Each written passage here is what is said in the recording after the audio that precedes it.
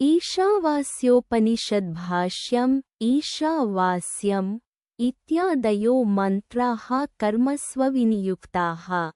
तेषामकर्मशेषस्यात्मनो याथात्म्यप्रकाशकत्वात्। याथात्म्यं चात्मनः शुद्धत्वापापविद्धत्वैकत्वनित्यत्वाशरीरत्वसर्वगतत्वादि वक्ष्यमाणम्। तच्च कर्मणा विरुध्यत इति युक्त एवैषां कर्मस्वविनियोगः। न ह्येवं लक्षणमात्मनो याथात्म्यम् उत्पाद्यं विकार्यं वाप्यं संस्कार्यं वा कर्तृभोक्तृरूपं वा। येन कर्मशेषता स्यात्। सर्वासामुपनिषदामात्मयाथात्म्यनिरूपणेनैवोपक्षयात्। गीतानां मोक्षधर्माणां चैवं परत्वात्। तस्मादात्मनोनेकत्वकर्तृत्वभोक्तृत्वादि च अशुद्धत्वपापविद्धत्वादि चोपादाय लोकबुद्धिसिद्धं कर्माणि विहितानि। यो हि कर्मफलेनार्थी दृष्टेन ब्रह्मवर्चसादिना अदृष्टेन स्वर्गादिना च द्विजातिरहं न कारणत्वकुब्जत्वाद्यनधिकारप्रयोजकधर्मवानित्यात्मानं मन्यते सोऽधिक्रियते कर्मस्वीति यः अधिकारविदो वदन्ति। तस्मादेते मन्त्र आत्मनो याथात्म्यप्रकाशनेन आत्मविषयं स्वाभाविककर्मविज्ञानं निवर्तयन्तः शोकमोहादिसंसारधर्मविच्छित्तिसाधनमात्मैकत्वादिविज्ञानमुत्पादयन्तीति। एवमुक्ताधिकार्यभिधेयसम्बन्धप्रयोजनान् मन्त्रान् संक्षेपतो व्याख्यास्यामः। ईशावास्यमिदं सर्वं यत्किञ्च जगत्यां जगत्। तेन त्यक्तेन भुञ्जीथा मा गृधः कस्य स्विद्धनम्। ईश ईष्टे इति ईट्। तेन ईशा ईशिता परमेश्वरः परमात्मा सर्वस्य। स हि सर्वमीष्टे सर्वजन्तूनामात्मा सन् प्रत्यगात्मतया। तेन स्वेन रूपेणात्मना ईशावास्यम् आच्छादनीयम्। किम् इदं सर्वं यत्किञ्च यत्किञ्चित् जगत्यां पृथिव्यां जगत् तत्सर्वं स्वेनात्मना ईशेन प्रत्यगात्मतया अहमेवेदं सर्वमिति परमार्थसत्यरूपेणानृतमिदं सर्वं चराचरमाच्छादनीयम् स्वेन परमात्मना। यथा चन्दनागर्वादेरुदकादिसम्बन्धजक्लेदादिजमौपाधिकं दौर्गन्ध्यं तत्स्वरूपनिघर्षणेनाच्छाद्यते स्वेन पारमार्थिकेन गन्ध्येन। तद्वदेव हि स्वात्मन्यध्यस्तं स्वाभाविकं कर्तृत्वभोक्तृत्वादिलक्षणं जगद्द्वैतरूपं जगत्यां पृथिव्याम्। जगत्यामित्युपलक्षणार्थत्वात् सर्वमेव नामरूपकर्माख्यं विकारजातं परमार्थसत्यात्मभावनया त्यक्तं स्यात्। एवमीश्वरात्मभावनया युक्तस्य पुत्रदेशनात्रयसंन्यासे एवाधिकारः न कर्मसु। तेन त्यक्तेन त्यागेनेत्यर्थः। न हि त्यक्तो मृतः पुत्रो मृत्यो वा आत्मसम्बन्धिताभावादात्मानं पालयति। अतस्त्यागेनेत्ययमेवार्थः। भुञ्जीथाः पालयेथाः। एवं त्यक्तैषणस्त्वं मा गृधः गृधी मा काङ्क्षां मा कार्षीः धनविषयाम्। कस्य स्वीत् धनं कस्यचित् परस्य स्वस्य वा धनं मा काङ्क्षीरित्यर्थः। स्वीदित्यनर्थको निपातः। अथवा मा गृधः कस्मात् कस्य स्विद्धनम् इत्याक्षेपार्थः। न कस्यचिद्धनमस्ति यद्गृह्येत। आत्मैवेदं सर्वमितीश्वरभावनया सर्वं त्यक्तम्। अत आत्मना एवेदं सर्वम्। आत्मैव च सर्वम्। अतो मिथ्याविषयां गृधिं मा कार्षीरित्यर्थः। एवमात्मविदः पुत्रद्वेषणात्रयसंन्यासेनात्मज्ञाननिष्ठतया आत्मा रक्षितव्य इत्येष वेदार्थः। अथेतरस्य अनात्मज्ञतयात्मग्रहणायाशक्तस्य इदमुपदिशति मन्त्रः। कुर्वन्नेवेह कर्माणि जिजीविषेच्छतं समाह। एवं त्वयि नान्यथेतोऽस्ति न कर्म लिप्यते नरे। कुर्वन्नेव निर्वर्तयन्नेव इह कर्माणि अग्निहोत्रादीनि जिजीविषेत् जीवितुमिच्छेत् शतं शतसंख्याकाः समाः संवत्सरान्। तावद्धि पुरुषस्य परमायुर्निरूपितम्। तथा च प्राप्तानुवादेन यज्जिजीविषेच्छतं वर्षाणि तत्कुर्वन्नेव कर्माणीत्येतद्विधीयते। एवं प्रकारेण त्वयि जिजीविषति नरे नरमात्राभिमानिनि इतः एतस्मादग्निहोत्रादीनि कर्माणि कुर्वतो वर्तमानात् प्रकारात् अन्यथा प्रकारान्तरं नास्ति। येन प्रकारेणाशुभं कर्म न लिप्यते कर्मणा न लिप्यस इत्यर्थः। अतः शास्त्रविहितानि कर्माण्यग्निहोत्रादीनि कुर्वन्नेव जिजीविषेत्। कथं पुनरिदमवगम्यते? पूर्वेण मन्त्रेण संन्यासिनो ज्ञाननिष्ठोक्ता। द्वितीयेन तदशक्तस्य कर्मनिष्ठेति उच्यते। ज्ञानकर्मणोर्विरोधं पर्वतवदकम्प्यं यथोक्तं न स्मरसि किम्? इहाप्युक्तं यो हि जिजीविषेत् स कर्माणि कुर्वन्नेव इति। ईशावास्यमिदं सर्वं तेन त्यक्तेन भुञ्जीथाः मा गृधः कस्य स्विद्धनम् इति च। न जीविते मरणे वा गृधिं कुर्वीतारण्यमियात् इति पदं ततो न पुनरेयात् इति च संन्यासशासनात्। उभयोः फलभेदं च वक्ष्यति। इमौ द्वावेव पन्थानावनुनिष्क्रान्ततरौ भवतः क्रियापथश्चैव पुरस्तात्संन्यासश्च उत्तरेण। निवृत्तिमार्गेणैषणात्रयस्य त्यागः। तयोः संन्यास एवातिरेचयति न्यास एवात्यरेचयत् इति तैत्तिरीयके। द्वाविमावथ पन्थानौ यत्र वेदाः प्रतिष्ठिताः। प्रवृत्तिलक्षणो धर्मो निवृत्तिश्च विभाषितः इत्यादि पुत्राय विचार्य निश्चितमुक्तं व्यासेन वेदाचार्येण भगवता।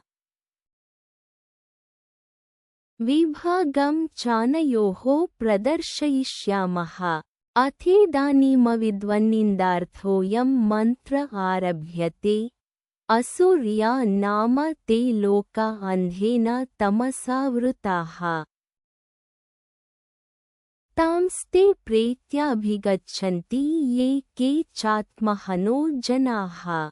असुर्याः परमात्मभावमद्वयमपेक्ष्य देवादयोऽप्यसुराः।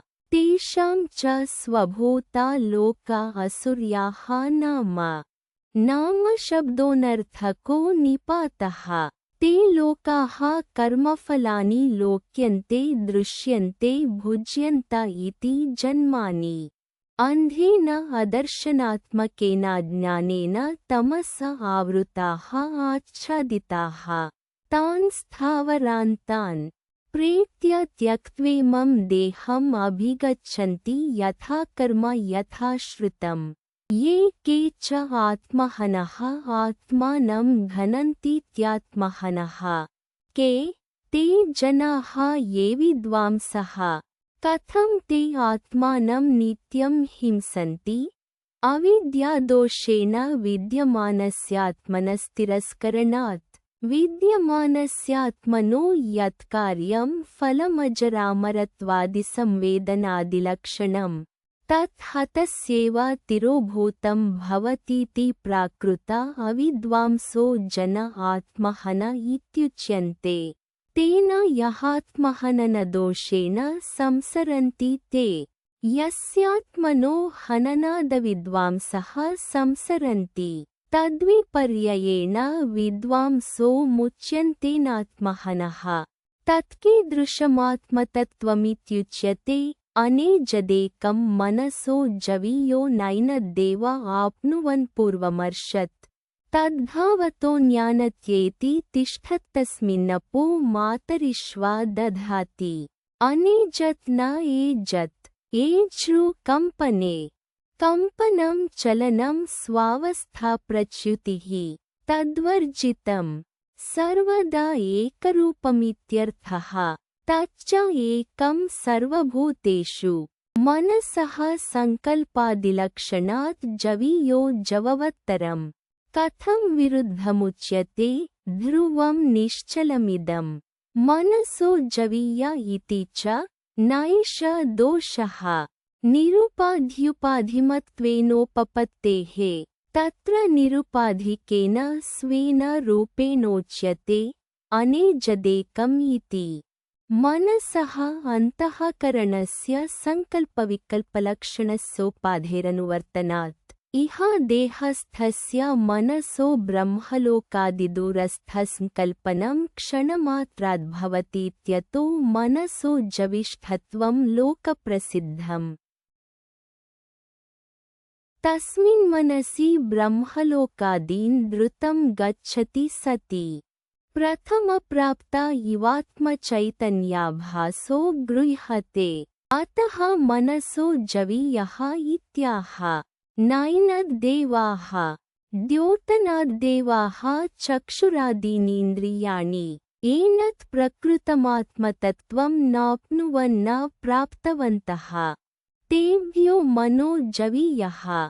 मनोव्यापारव्यवहितत्वादाभासमात्रमप्यात्मनो नैव देवानां विषयी भवति।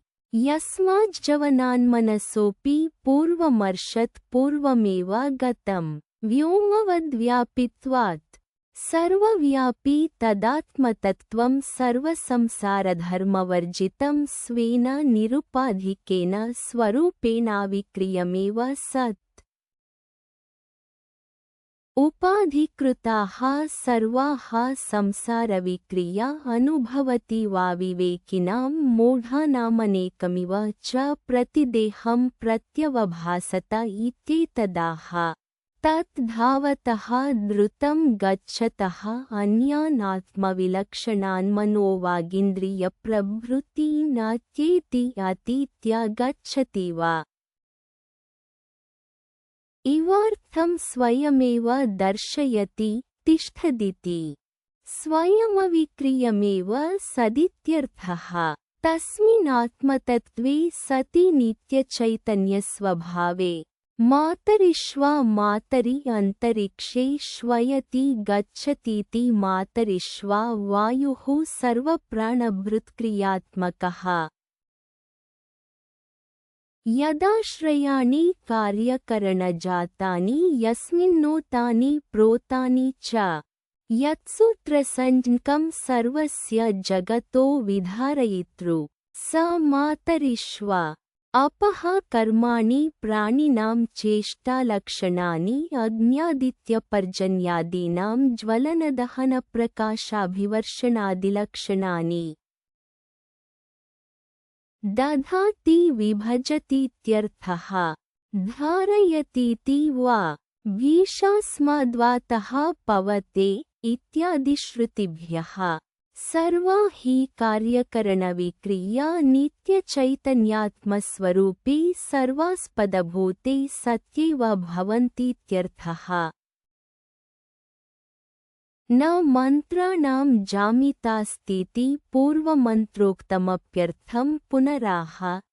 तदेजति तन्नैजति तद्दूरे तद्वन्तिके। तदन्तरस्य सर्वस्य तदु सर्वस्यास्य बाह्यतः। तत् आत्मतत्त्वं यत्प्रकृतं येजति चलति तदेव च नैजति स्वतो नैव चलति। स्वतः अचलमेव सत् चलति वेत्यर्थः। किञ्च तद्दूरे वर्षकोटिशतैरप्यविदुषामप्राप्यत्वाद्दूरा इव। तदु अन्तिके समीपे अत्यन्तमेव विदुषाम्। आत्मत्वात् न केवलं दूरे। अन्तिके च तत् अन्तः अभ्यन्तरे अस्य सर्वस्य। य आत्मा सर्वान्तरः इति श्रुतेः। अस्य सर्वस्य जगतो नामरूपक्रियात्मकस्य। तत्तु सर्वस्य अस्य बाह्यतः व्यापकत्वादाकाशवन्निरतिशयसूक्ष्मत्वादन्तः प्रज्ञानघन एव इति शासनान्निरन्तरं च। यस्तु सर्वाणि भूतानि आत्मन्येवानुपश्यति सर्वभूतेषु चात्मानं ततो न विजुगुप्सते। यस्तु परिव्राट् मुमुक्षुः सर्वाणि भूतानि अव्यक्तादीनि स्थावरान्तानि आत्मन्येव अनुपश्यति। आत्मव्यतिरिक्तानि न पश्यतीत्यर्थः। सर्वभूतेषु तेष्वेव च आत्मानं तेषामपि भूतानां स्वमात्मानमात्मत्वेन। यथा स्य देहस्य कार्यकरणसङ्घातस्यात्मा अहं सर्वप्रत्ययसाक्षिभूतश्चेतयिता केवलो निर्गुणोऽनेनैव स्वरूपेणाव्यक्तादीनां स्थावरान्तानामहमेवात्मेति सर्वभूतेषु चात्मानं निर्विशेषं यस्त्वनुपश्यति। सः ततः तस्मादेव दर्शनात् न विजुगुप्सते विजुगुप्सां घृणां न करोति। प्राप्तस्यैवानुवादोऽयम्। सर्वा हि घृणा आत्मनोऽन्यद्दुष्टं पश्यतो भवति। आत्मानमेवात्यन्तविशुद्धं निरन्तरं पश्यतो न घृणानिमित्तमर्थान्तरमस्तीति प्राप्तमेव। ततो न विजुगुप्सत इति। इममेवार्थमन्योऽपि मन्त्र आह। यस्मिन् सर्वाणि भूतानि आत्मैवाभूद्विजानतः। तत्र को मोहः कः शोक एकत्वमनुपश्यतः। यस्मिन् सर्वाणि भूतानि यस्मिन् काले यथोक्तात्मनि वा। तान्येव भूतानि सर्वाणि परमार्थात्मदर्शनात् आत्मैवाभूत् आत्मैव संवृत्तः परमार्थवस्तु विजानतः। तत्र तस्मिन् काले तत्रात्मनि वा। को मोहः कः शोकः। शोकश्च मोहश्च कामकर्मबीजमजानतो भवति। न त्वात्मैकत्वं विशुद्धं गगनोपमं पश्यतः। को मोहः कः शोक इति शोकमोहयोरविद्याकार्ययोराक्षेपेणासम्भवप्रकाशनात् सकारणस्य संसारस्यात्यन्तमेवोच्छेदः प्रदर्शितो भवति। योऽयमतीतैर्मन्त्रैरुक्त आत्मा स स्वेन रूपेण किंलक्षण इत्याह अयं मन्त्रः। स पर्यगाच्छुक्रमकायिमव्रणमस्नाविरं शुद्धमपापविद्धम्। कविर्मनीषी परिभूः स्वयंभूर्याथातथ्यतोऽर्थान् व्यदधाच्छाश्वतीभ्यः समाभ्यः। स पर्यगात् सः यथोक्त आत्मा पर्यगात् परिसमन्तात् गतवान्। आकाशवद्व्यापीत्यर्थः। शुक्रं शुभ्रं ज्योतिष्मत् दीप्तिमानित्यर्थः। अकायम् अशरीरं लिङ्गशरीरवर्जिता इत्यर्थः। अव्रणम् अक्षतम्। अस्नाविरं स्नावाः सिरा यस्मिन्न विद्यन्त इत्यस्नाविरम्। अव्रणमस्नाविरमित्येताभ्यां स्थूलशरीरप्रतिषेधः। शुद्धं निर्मलमविद्यामलरहितमिति कारणशरीरप्रतिषेधः। अपापविद्धं धर्माधर्मादिपापवर्जितम्। शुक्रमित्यादीनि वचांसि पुंलिङ्गत्वेन परिणेयानि। सपर्यगात् इत्युपक्रम्य कविर्मनीषी इत्यादिना पुंलिङ्गत्वेनोपसंहारात्। कविः क्रान्तदर्शी सर्वदृक्। नान्योतोऽस्ति द्रष्टा इत्यादिश्रुतेः। मनीषी मनस ईशिता। सर्वज्ञ ईश्वर इत्यर्थः। परिभूः सर्वेषां परि उपरि भवतीति परिभूः। स्वयंभूः स्वयमेव भवतीति। येषामुपरि भवति यश्चोपरि भवति स सर्वः स्वयमेव भवतीति स्वयंभूः।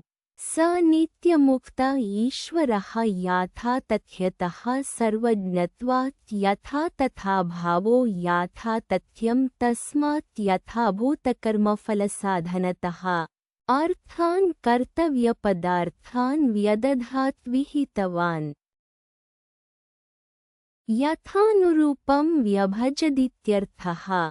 शाश्वतीभ्यः नित्याभ्यः समाभ्यः संवत्सराख्येभ्यः प्रजापतिभ्य इत्यर्थः। अत्राद्येन मन्त्रेण सर्वैषणापरित्यागेन ज्ञाननिष्ठोक्ता प्रथमो वेदार्थः। ईशावास्यमिदं सर्वम्। मा गृधः कस्य स्विद्धनम् इति। अज्ञानां जिजीविषूणां ज्ञाननिष्ठासम्भवे कुर्वन्नेवेह कर्माणि जिजीविषेत् इति कर्मनिष्ठोक्ता। द्वितीयो वेदार्थः। अनयोश्च निष्ठयोर्विभागो मन्त्रद्वयप्रदर्शितयोर्बृहदारण्यकेऽपि दर्शितः। सोकामयत जाया मे स्यात् इत्यादिना अज्ञस्य कामिनः कर्माणीति। मन एवास्यात्मा वाग्जाया इत्यादिवचनात् अज्ञत्वं कामित्वं च कर्मनिष्ठस्य निश्चितमवगम्यते। तथा च तत्फलं सप्तान्नसर्गस्तेष्वात्मभावेनात्मस्वरूपावस्थानम्। जायाद्येषणात्रयसंन्यासेन चात्मविदां कर्मनिष्ठा प्रातिकूल्येन आत्मस्वरूपनिष्ठैव दर्शिता। किं प्रजया करिष्यामो येषां नोऽयमात्मायं लोकः इत्यादिना। ये तु ज्ञाननिष्ठाः संन्यासिनस्तेभ्यः असूर्या नाम ते इत्यादिना अविद्वन्निन्दाद्वारेणात्मनो याथात्म्यं सपर्यगात् इत्येतदन्तैर्मन्त्रैरुपदिष्टम्। ते यत्र न कामिन इति। तथा च श्वेताश्वतराणां मन्त्रोपनिषदि अत्याश्रमिभ्यः परमं पवित्रं प्रोवाच सम्यग्ऋषिसिंहजुष्टम् इत्यादि विभज्योक्तम्। ये तु कामिनः कर्मनिष्ठाः कर्म कुर्वन्त एव जिजीविषवः तेभ्य इदमुच्यते अन्धं तमः इत्यादि। कथं पुनरेवमवगम्यते न तु सर्वेषामिति उच्यते अकामिनः साध्यसाधनभेदोपमर्देन यस्मिन् सर्वाणि भूतानि आत्मैवाभूद्विजानतः। तत्र को मोहः कः शोक एकत्वमनुपश्यतः इति यतात्मैकत्वविज्ञानम् तन्न केनचित् कर्मणा ज्ञानान्तरेण वा यः मूढः समुच्चिचिषति इह तु समुच्चिचिषया अविद्वदादिनिन्दा क्रियते तत्र च यस्य येन समुच्चयः सम्भवति न्यायतः शास्त्रतो वा तदिहोच्यते तद्दैवं वित्तं देवताविषयं ज्ञानं कर्मसम्बन्धित्वेनोपन्यस्तं न परमात्मज्ञानम् विद्यया देवलोकः इति पृथक्फलश्रवणात् तयोर्ज्ञानकर्मणोरिहैकैकानुष्ठाननिन्दा समुच्चिचिषया न निन्दापरैव एकैकस्य पृथक्फलश्रवणात् विद्यया तदारोहन्ति विद्यया देवलोकः न तत्र दक्षिणा यान्ति कर्मणा पितृलोकः इति न हि शास्त्रविहितं किञ्चिदकर्तव्यतामियात् तत्र अन्धं तमः प्रविशन्ति ये अविद्यामुपासते ततो भूय इव ते तमो यो विद्यायां रताः अन्धं तमः अदर्शनात्मकं तमः प्रविशन्ति के ये अविद्यां विद्याया अन्या अविद्या कर्मेत्यर्थः कर्मणो विद्याविरोधित्वात् तामविद्यामग्निहोत्रादिलक्षणामेव केवलमुपासते तत्पराः सन्तोऽनुतिष्ठन्तीत्यभिप्रायः ततः तस्मादन्धात्मकात्तमसः भूय इव बहुतरमेव ते तमः प्रविशन्ति के कर्म हित्वा ये तु विद्यायामेव देवताज्ञाने एव रताः अभिरताः तत्रावान्तरफलभेदं विद्याकर्मणोः समुच्चयकारणमाह अन्यथा फलवदफलवतोः संनिहितयोर्गाङ्गितया जामितैव स्यादिति अन्यदेवाहुर्विद्यया अन्यदाहुरविद्यया इति शुश्रुम धीराणां ये नस्तद्विचचक्षिरे अन्यत् पृथगेव विद्यया क्रियते फलमिति आहुः वदन्ति विद्यया देवलोकः विद्यया तदारोहन्ति इति श्रुतेः अन्यदाहुरविद्यया कर्मणा क्रियते फलमिति तथोक्तं कर्मणा पितृलोकः विद्यया देवलोकः इति एवं शुश्रुम श्रुतवन्तो वयं धीराणां धीमतां वचनम् ये आचार्या नः अस्मभ्यं तत्कर्म च ज्ञानं च विचचक्षिरे व्याख्यातवन्तः तेषामयमागमः पारम्पर्यागत इत्यर्थः यत एवमतः विद्यां चाविद्यां च यस्तद्वेदोभयं सः अविद्यया मृत्युं तीर्त्वा विद्ययामृतमश्नुते विद्यां च अविद्यां च देवताज्ञानं कर्म चेत्यर्थः यस्ततेतदुभयं सः एकेन पुरुषेण अनुष्ठेयं वेद तस्यैवं समुच्चयकारिण एवैकपुरुषार्थसम्बन्धः क्रमेण स्यादित्युच्यते अविद्यया कर्मणा अग्निहोत्रादिना मृत्युम् स्वाभाविकं कर्म ज्ञानं च मृत्युशब्दवाच्यम् तदुभयं तीर्त्वा अतिक्रम्य विद्यया देवताज्ञानेन अमृतं देवतात्मभावम् अश्नुते प्राप्नोति तद्ध्यमृतमुच्यते यद्देवतात्मगमनम् अधुना व्याकृताव्याकृतोपासनयोः समुच्चिचिषया प्रत्येकं निन्दोच्यते अन्धं तमः प्रविशन्ति ये सम्भूतिमुपासते ततो भूय इव ते तमो यौ सम्भूत्यां रताः अंधं तमः प्रविशन्ति ये असम्भूतिम् सम्भवनं सम्भूतिः सा यस्य कार्यस्य सा सम्भूतिः तस्य अन्या असम्भूतिः प्रकृतिः कारणम् अव्याकृताख्यम् तामसम्भूतिमव्याकृताख्यां प्रकृतिं कारणमविद्यां कामकर्मबीजभूतामदर्शनात्मिकाम् उपासते ये ते तदनुरूपमेवान्धं तमः अदर्शनात्मकं प्रविशन्ति। ततः तस्मादपि भूयो बहुतरमिव तमः ते प्रविशन्ति ये सम्भूत्यां कार्यब्रह्मणि हिरण्यगर्भाख्ये रताः। अधुना उभयोरुपासनयोः समुच्चयकारणमवयवफलभेदमाह अन्यदेवाहुः सम्भवादन्यदाहुरसम्भवात्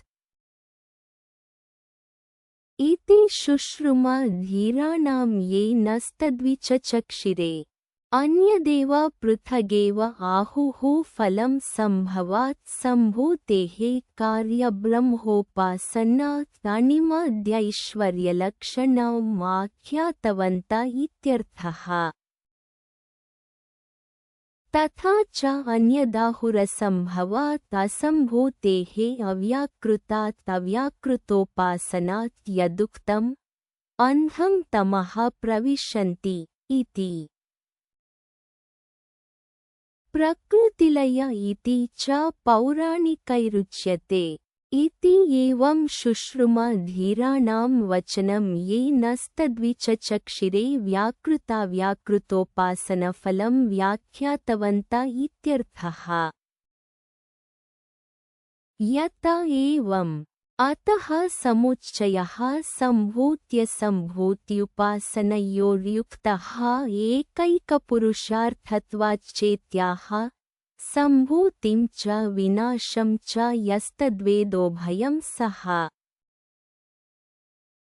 विनाशेन मृत्युं तीर्त्वा सम्भूत्यामृतमश्नुते सम्भूतिं च विनाशं च यस्तद्वेदोभयं सः विनाशेन विनाशो धर्मो यस्य कार्यस्य स तेन धर्मिणा अभेदेनोच्यते विनाशः इति।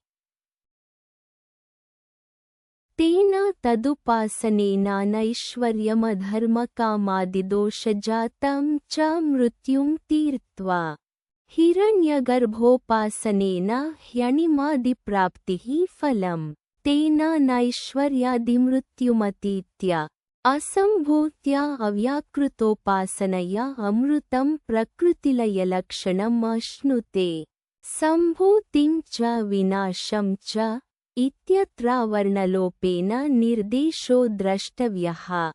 प्रकृतिलयफलश्रुत्यनुरोधात् मानुषदैववित्तसाध्यं फलं शास्त्रलक्षणं प्रकृतिलयान्तम् एतावती संसारगतिः। अतः परं पूर्वोक्तम् आत्मैवाभूद्विजानतः इति सर्वात्मभाव एव सर्वैषणासंन्यासज्ञाननिष्ठाफलम्। एवं द्विप्रकारः प्रवृत्तिनिवृत्तिलक्षणो वेदार्थोऽत्र प्रकाशितः। तत्र प्रवृत्तिलक्षणस्य वेदार्थस्य विधिप्रतिषेधलक्षणस्य कृत्स्नस्य प्रकाशने प्रवर्ग्यान्तं ब्राह्मणमुपयुक्तम्। निवृत्तिलक्षणस्य वेदार्थस्य प्रकाशने अत ऊर्ध्वं बृहदारण्यकमुपयुक्तम्। तत्र निषेकादिश्मशानान्तं कर्म कुर्वन् जिजीविषेद्यो विद्यया सह परब्रह्मविषयया तदुक्तं विद्यां चाविद्यां च यस्तद्वेदोभयं सः अविद्यया मृत्युं तीर्त्वा विद्ययामृतमश्नुते इति। तत्र सोऽधिकारी केन मार्गेणामृतत्वमश्नुते इत्युच्यते। तद्यत्तत्सत्यमसौ स आदित्यो य एष एतस्मिन्मण्डले पुरुषो यश्चायं दक्षिणेक्षन्पुरुषः एतदुभयं सत्यम्। ब्रह्मोपासिनः यथोक्तकर्मकृच्च यः सोऽन्तकाले प्राप्ते सत्यात्मानमात्मनः प्राप्तिद्वारं याचते हिरण्मयेन पात्रेण सत्यसापिहितं मुखं तत्त्वं पोषन्नपावृणु सत्यधर्माय दृष्टये। हिरण्मयेन पात्रेण हिरण्मयमिव हिरण्मयं ज्योतिर्मयमित्येतत् तेन पात्रेणेव अपिधानभूतेन सत्यस्य आदित्यमण्डलस्थस्य ब्रह्मणः अपिहितम् आच्छादितं मुखं द्वारम्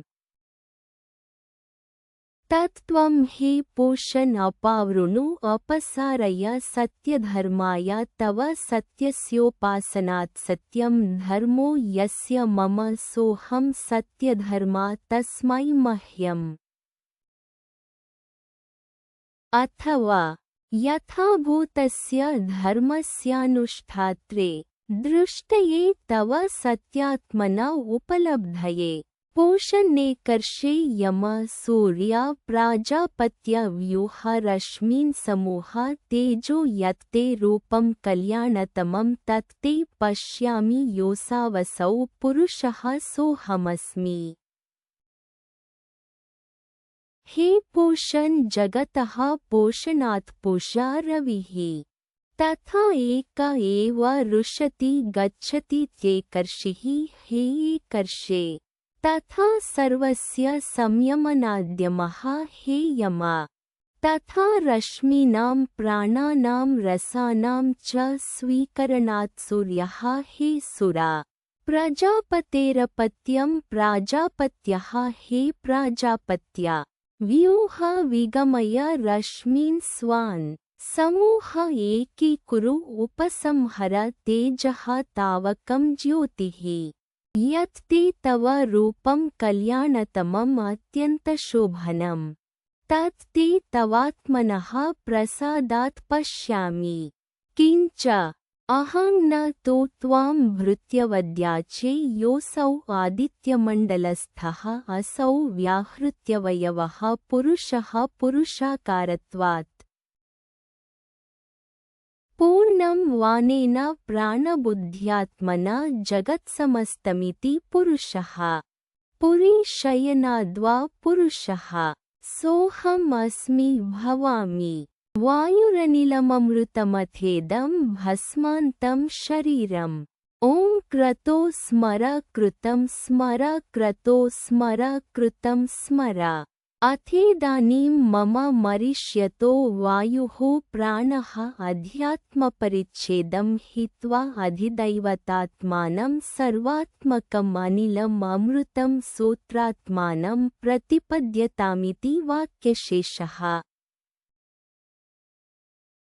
लिङ्गं चेदं ज्ञानकर्मसंस्कृतमुत्क्रामत्विति द्रष्टव्यम् मार्गयाचनसामर्थ्यात् अथ इदं शरीरमग्नौ हुतं भस्मान्तं भस्मावशेषं भूयात् ओमिति यथोपासनम् ॐ प्रतीकात्मकत्वात् सत्यात्मकमग्न्याख्यं ब्रह्मभेदेनोच्यते।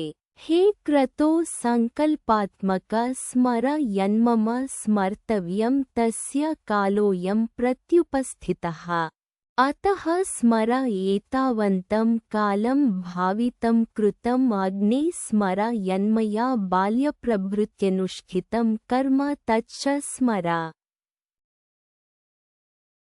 क्रतो स्मर कृतं स्मर इति पुनर्वचनमादरार्थम् पुनरन्येन मन्त्रेण मार्गं याचते अग्ने नय सुपथा राये अस्मान् विश्वानि देव वयुनानि विद्वान् युयोध्यस्मज्जुहुराणमेनो भूयिष्ठां ते नमौक्तिं विधेम। हे अग्ने नय गमय सुपथा शोभनेन मार्गेण सुपथेति विशेषणं दक्षिणमार्गनिवृत्त्यर्थम्।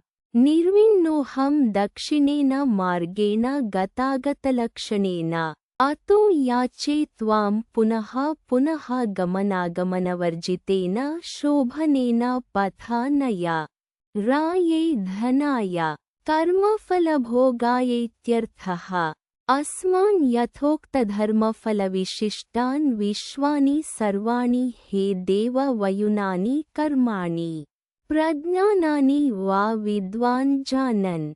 किञ्च युयोधि वियोजय विनाशय अस्मत्तः जुहुराणं कुटिलं वञ्चनात्मकं येनः पापम्।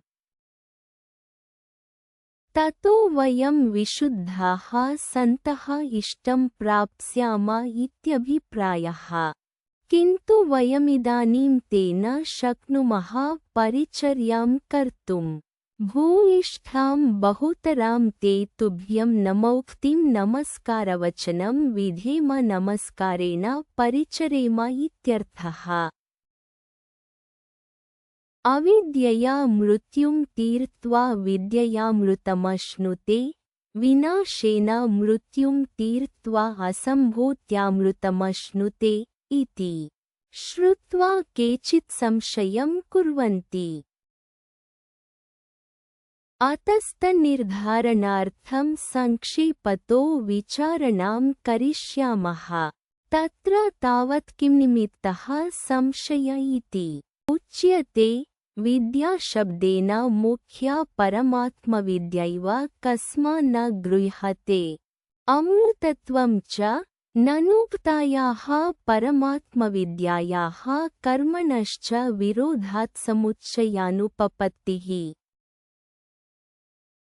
सत्यं विरोधस्तु नावगम्यते। विरोधाविरोधयोः शास्त्रप्रमाणकत्वात्। यथा अविद्यानुष्ठानं विद्योपासनं च शास्त्रप्रमाणकम्, तथा तद्विरोधाविरोधावपि। यथा च न हिंस्यात् सर्वा भूतानि इति शास्त्रादवगतं पुनः शास्त्रेणैव बाध्यते।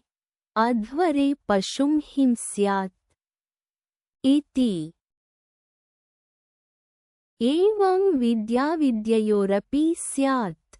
विद्याकर्मणोश्च समुच्चयः न दूरमेते विपरीते विषौचि अविद्याया च विद्येति ज्ञाता इति श्रुतेः। विद्यां चाविद्यां च इति वचनादविरोध इति चेत् न हेतुस्वरूपफलविरोधात्। विद्याविद्याविरोधाविरोधयोर्विकल्पासम्भवात् समुच्चयविधानादविरोध एवेति चेत् न सह सम्भवानुपपत्तेः। क्रमेणैकाश्रये स्यातां विद्याविद्ये इति चेत् न विद्योत्पत्तौ अविद्याया यः सत्त्वात् तदाश्रये विद्यानुपपत्तेः। न हि अग्निरुष्णः प्रकाशश्च इति विज्ञानोत्पत्तौ यस्मिन्नाश्रये तदुत्पन्नम् तस्मिन्नेवाश्रये शीतोऽग्निरप्रकाशो वा इत्यविद्याया उत्पत्तिः। नापि संशयः अज्ञानं वा। यस्मिन् सर्वाणि भूतानि आत्मैवाभूद्विजानतः तत्र को मोहः कः शोक एकत्वमनुपश्यतः इति शोकमोहाद्यसम्भवश्रुतेः। अविद्यासम्भवात् तदुपादानस्य कर्मणोऽप्यनुपपत्तिमवोचाम। अमृतमश्नुते इत्यापेक्षिकममृतम्। विद्याशब्देन परमात्मविद्याग्रहणे हिरण्मयेन इत्यादिना द्वारमार्गयाचनमनुपपन्नं स्यात्। तस्मात् समुच्चयो न परमात्मविज्ञानेनेति यथा व्याख्यात एव मन्त्राणामर्थ इत्युपरम्यते।